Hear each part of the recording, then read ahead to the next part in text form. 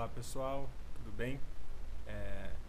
Aqui professor Leandro, na sequência do nosso curso do CPD. A gente vai falar um pouquinho sobre Aristóteles hoje, espero que vocês estejam acompanhando.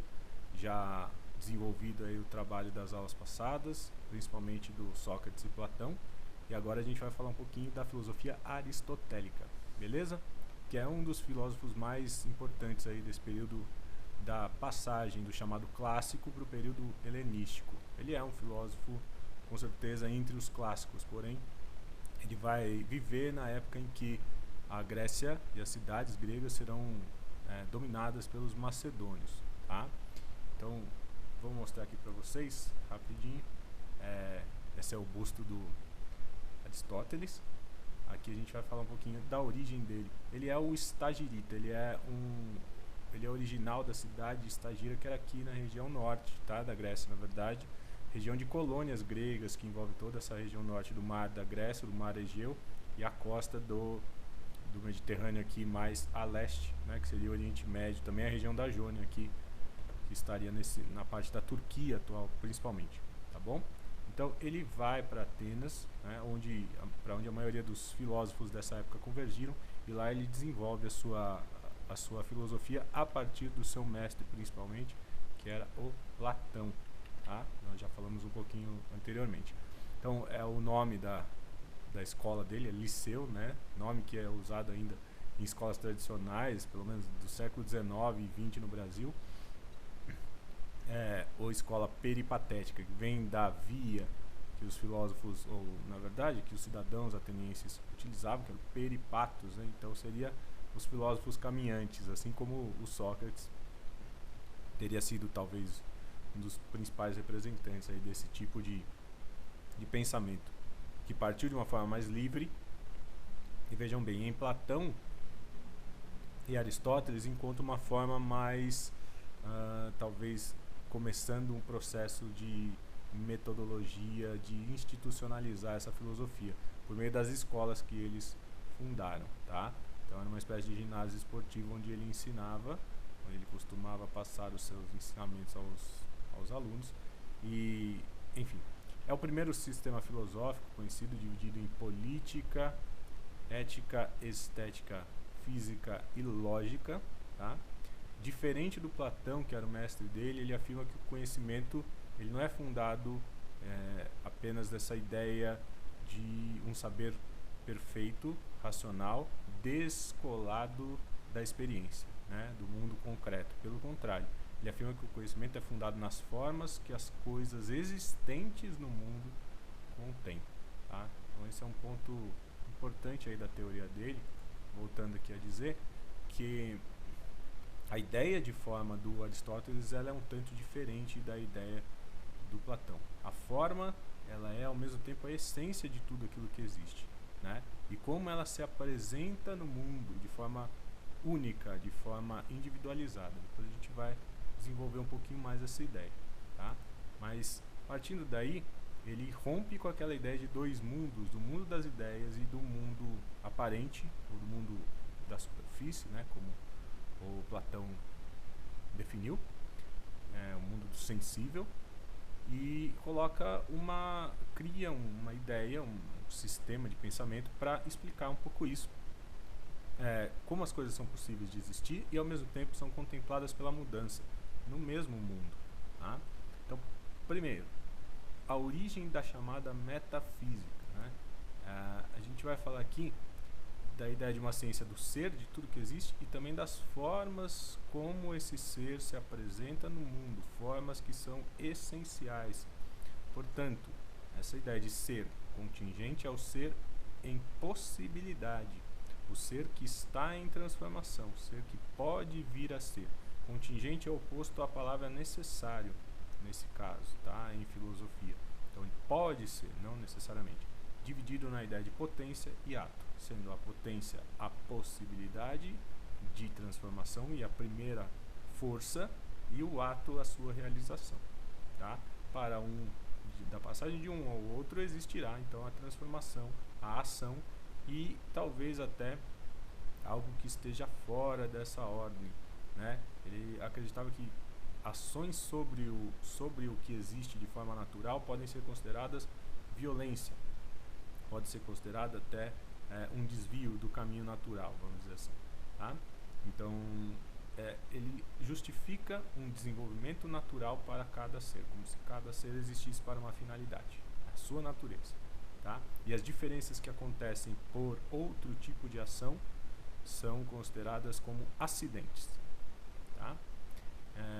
Então, por exemplo, né, se a gente nasce, cresce, se desenvolve como um ser humano, e cada um tem marcas, de repente, no corpo ao longo da sua vida, como cicatrizes. Esses são acidentes, como a gente conhece. No caso do Platão, mudanças na forma, mudanças em como essa coisa se apresenta essencialmente ao mundo, feitas pelo mundo físico externo, são acidentes. Tá? E nesse sentido, para a gente completar só aqui, a ideia da matéria, substância, né, como uma matéria que é sim a essência de todas as coisas, mas essa essência ela se realiza, ela se apresenta na verdade na forma. Tá? Eu até mudei um pouquinho no material lá para vocês não confundirem. Essa essência aqui que apresenta é a ideia de substância. Tá? Então, é do que é formado, nesse sentido a essência aqui. E a potência está na matéria, ela pode se transformar em algo, uma forma, e aí sim ela vai carregar a sua essência única. Então a essência passa a se realizar na forma, na verdade. É um caminho, tá? Para se encontrar a individualidade de cada ser. Nesse sentido, é que a forma vai caracterizar a individualidade de cada coisa, a identidade de cada ser, né, ou coisa no mundo. A essência dela está vinculada a essa individualidade. Tá? Só a matéria não garante a definição exata do que esse ser é. E a realização, como a gente já falou, é o ato. Passando um pouquinho adiante, isso aqui é a representação breve aí do modelo aristotélico, que depois também foi retomado pelo Ptolomeu, um rei do Egito, né? Século I a.C., pouco depois. E aqui você tem um modelo conhecido como geocêntrico, né? Clássico. Já existiam outros pensadores que definiam, inclusive, um modelo diferente, e inclusive com a Terra não sendo o centro. O modelo heliocêntrico, ele é atribuído a um filósofo também chamado Aristarco, que é próximo aí da época do Aristóteles. Tá? Então, não necessariamente todos pensavam assim, mas o Aristóteles estabelece um modelo cosmológico que vai ser o mais conhecido ao longo de em torno de 1500 anos ou mais, né, de história. Quer dizer, até praticamente o final da Idade Média, quando a revolução do Renascimento e a revolução científica vão abarcar uma grande transformação na visão do cosmos para o heliocentrismo e depois, claro, para um sistema mais próximo do que a gente tem hoje, entendendo que não existe um único centro, pelo menos até hoje, conhecível no universo.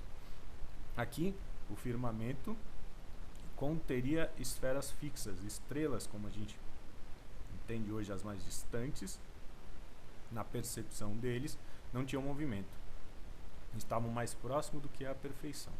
Né? Ele divide o mundo em um mundo sublunar, na verdade quando põe o mundo aqui é o universo, tá? Sublunar seria o que está da Lua para cá, e veja que coisa curiosa, né? Existe uma camada de fogo, de ar e depois a Terra, são os elementos, né, que aparecem aqui. E claro que a Terra contempla também a água, e o Sol está lá, orbitando em torno. Né? Essa noção também do fogo em torno de uma atmosfera assim, ela é empírica da época, né? Imaginem corpos que atravessam a atmosfera e viram incandescentes. Então, ao verem isso, né, fragmentos como meteoritos, eles podem acreditar que há uma redoma de fogo em torno da Terra.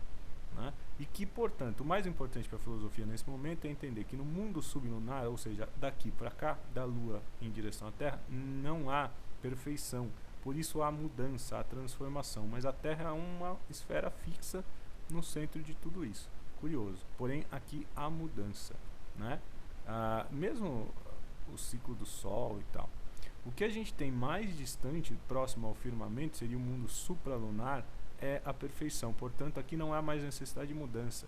Ou seja, essas esferas representam o início e o fim ao mesmo tempo. Não há mais mudança, é uma constância. E a ideia de firmamento seria aonde está a ideia física de Deus nessa visão aristotélica, que não é bem Deus, tá?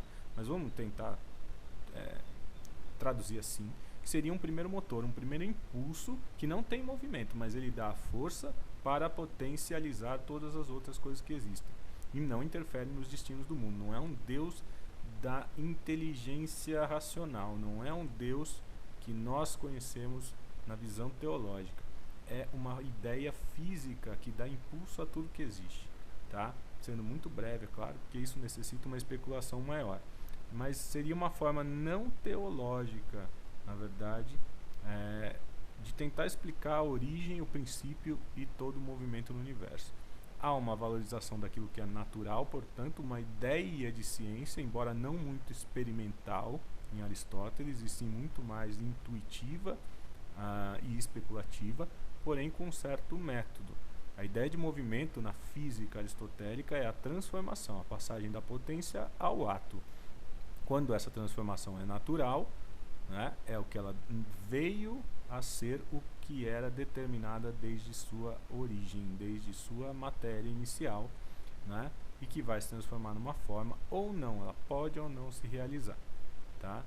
Porém, se há uma violência nesse movimento, ela pode se transformar em algo diferente daquilo que foi naturalmente concebido, tá? E disso se extrai uma teoria um pouco mais fácil da gente pautar, que é a teoria das 4 causas. Para ele, toda transformação passaria por essas 4, seria categorizada assim. Então, é uma forma de conceituar sobre a transformação. Existe a causa formal, que é, na verdade, para a gente pensar junto aqui, a forma é aquilo que está num plano ideal como essência de uma matéria, tá? Então, para o que ela foi pensada? Quem construiu, por exemplo, esta xícarazinha aqui, se vocês estiverem observando, né? Idealizou essa forma, já sabia o início e o fim, e aí ele vai buscar a matéria da qual ela é composta, né? Para transformá-la. A transformação desse objeto é a causa eficiente.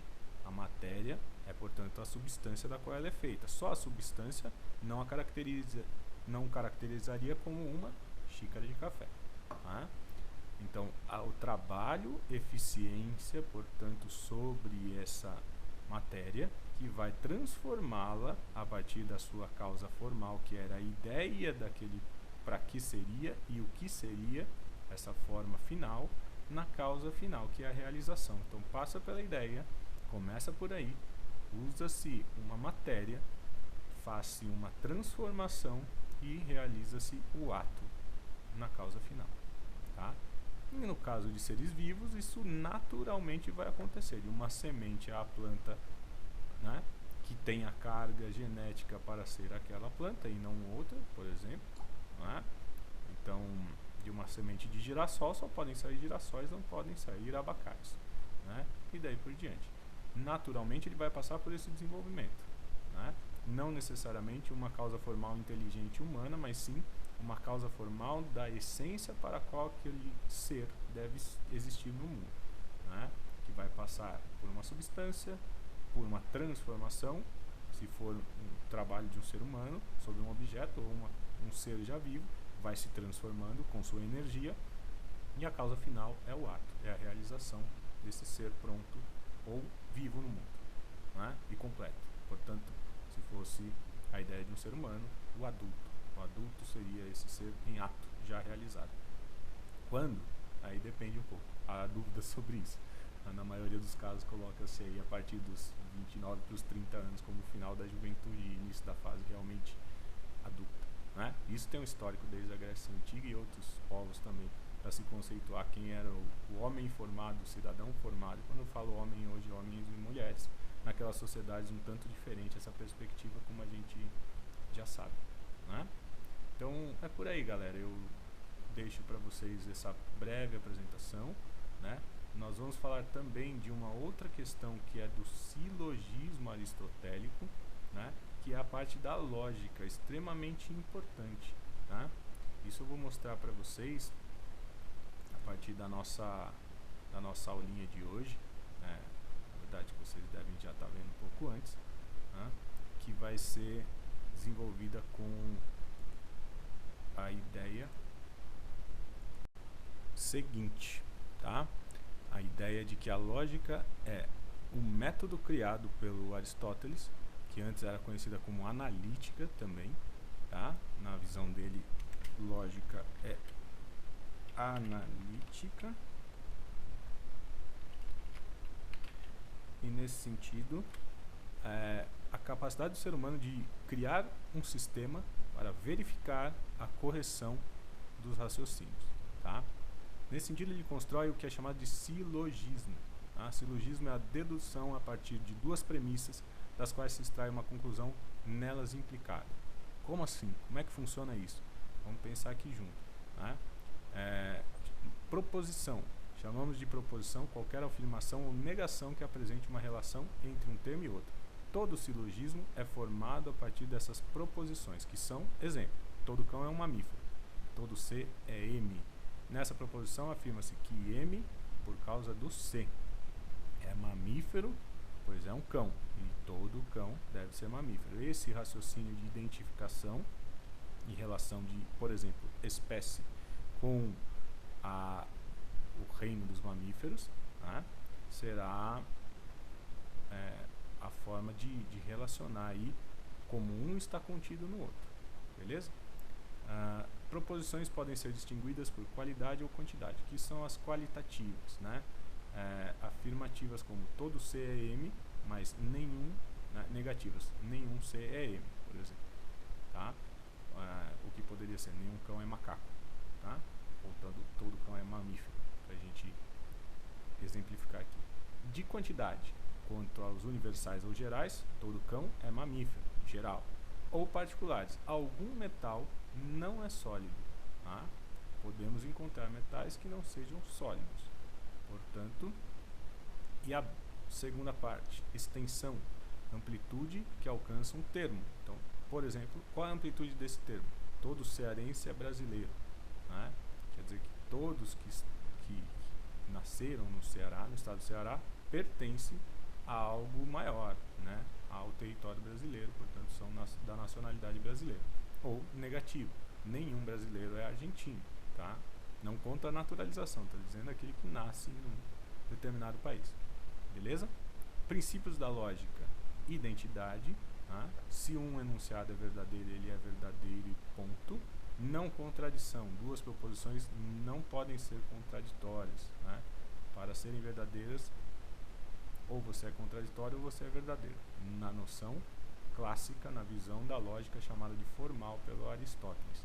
E o terceiro excluído é que não existe um meio termo, ou se é um ou se é outro, tá? Ou ela é verdadeira ou ela é falsa.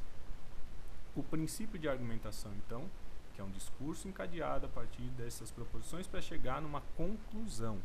Então aí você tem o silogismo completo, tá? Exemplo, mercúrio não é sólido, é uma premissa. O mercúrio é um metal, outra premissa, segunda. E por fim, logo, algum metal não é sólido, conclusão, tá? Isso é o silogismo. Como ele funciona? Ele é formado por três partes principais, duas premissas, uma conclusão. Também por três termos. Geralmente você tem um termo extremo maior, tá? Que seria a noção de sólido, tá? Ou em outro estado da matéria. Então, não é sólido, seria o termo maior. Mercúrio seria o termo médio, porque ele se repete, tá? E metal seria o termo menor. Tá? O mercúrio não é sólido, o mercúrio é um metal, termo menor, e portanto, logo, algum metal não é sólido. Tá? Na categoria dos sólidos, é algo maior do que a categoria dos metais. Tá? Então esse é o termo maior, que aparece sempre na primeira premissa. O termo médio é sempre o que se repete, é mais fácil você identificar primeiro o termo médio, mercúrio, nesse caso aqui, tá? Como um metal. E aí os outros dois termos, sólido é o maior, se liga ao menor, metal, na conclusão. Então aqui você vai ter os dois na mesma expressão e o termo médio some. Esse é o silogismo aristotélico, beleza? Falácias ou falsos raciocínios são raciocínios que podem ser feitos de uma forma gramatical até ou na forma de ordenação do pensamento correto, porém que tem conclusões falsas ou que tem problemas na sua organização, como todos os cães são mamíferos, ok. Todos os gatos são mamíferos, também ok, mas a conclusão ela é uma falácia. Então todos os gatos são iguais aos cães? Não, né? A ideia aqui está relacionando espécies que seriam iguais, na verdade não tem um termo maior que o outro, com um termo médio mamíferos. Então aqui não tem uma ordenação do maior para o menor, por exemplo, de espécie, de gênero, de alcance, né, de extensão dos termos. Eles têm que ser encadeados de uma forma ordenada. Cão e gato aqui se equivalem a duas espécies distintas. Não dá para fazer essa inferência assim. É óbvio, claro, mas só para demonstrar como funciona esse tipo de raciocínio. E a lógica ela é baseada muito nesse tipo de premissa básica, né, de não contradição, enfim, e por métodos diferentes, que pode ser a dedução, quando se vai de um geral para um particular, ou a indução, quando se pega exemplos particulares para querer criar ou formular uma hipótese geral, tá bom? Galera, essa é a base aí para vocês pensarem essa aula 3, tá? E a gente discutir depois em encontro virtual as questões que vocês podem trazer e aprofundar um pouco mais a partir dos exercícios que estarão aqui, ó, disponíveis, tá? Então tentem trabalhar em cima deles, belezinha? Abraços e até breve.